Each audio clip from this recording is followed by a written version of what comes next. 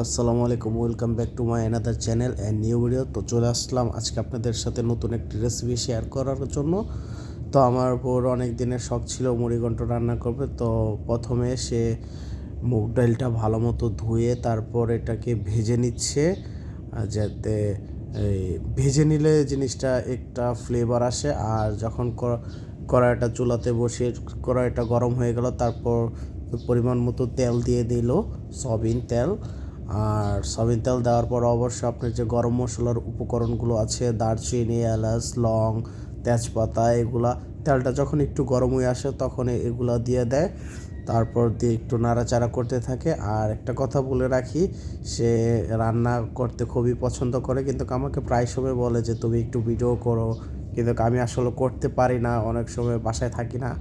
আর তারপর যখন মশলাগুলো হয়ে গেল তেলে ভাজা, তারপর কিছু পেঁয়াজ কুচি দিয়ে দিল, পরিমাণ মতো আদা রসুন এগুলো দিয়ে নিল। আর এগুলো যখন হালকা একটু কষিয়ে নিবে তখন এটার সাথে অ্যাড করে দিবে হলুদের গুঁড়া, মরিচের গুঁড়া আর লবণ। এইগুলো আসলে যার যার যতটুকু এই তরকারি রান্না করা হবে সেটার উপরে ভিত্তি করে পরিমাণ মতো সে দিয়ে দিবে।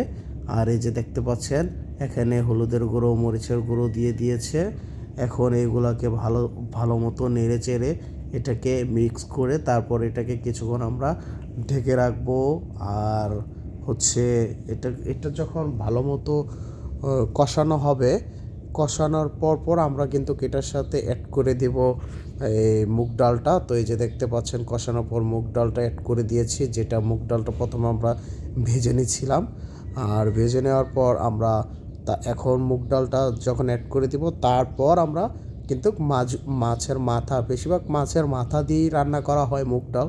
এই যে মাছের মাথা আমরা অ্যাড করে দিলাম। আর এখানে একটা কথা বলে রাখি যে আমরা যে এখানে রান্নার জন্য মাছ নিয়েছি, এই মাছগুলো কিন্তু আমরা হালকা করে ভেজে নিয়েছি, তত না, একদম হালকা একটু জাস্ট ভেজে নিয়েছি।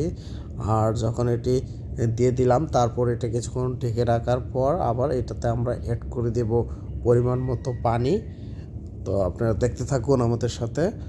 তো যখন পানি অ্যাড করে দিলাম তারপরে যে দেখতেই পাচ্ছেন জাল হওয়ার পর রান্নাটা হয়ে গেছে। এখন আমি এটি একটি মাটির বাটিতে পরিবেশন করব। তো ভিডিওটি কেমন লাগলো অবশ্যই, যদি ভালো লাগে লাইক, শেয়ার, কমেন্টস করে অবশ্যই পাশে থাকবেন। আর নতুন নতুন রেসিপি আমাদের সাথে শেয়ার করবেন। আসসালামু আলাইকুম।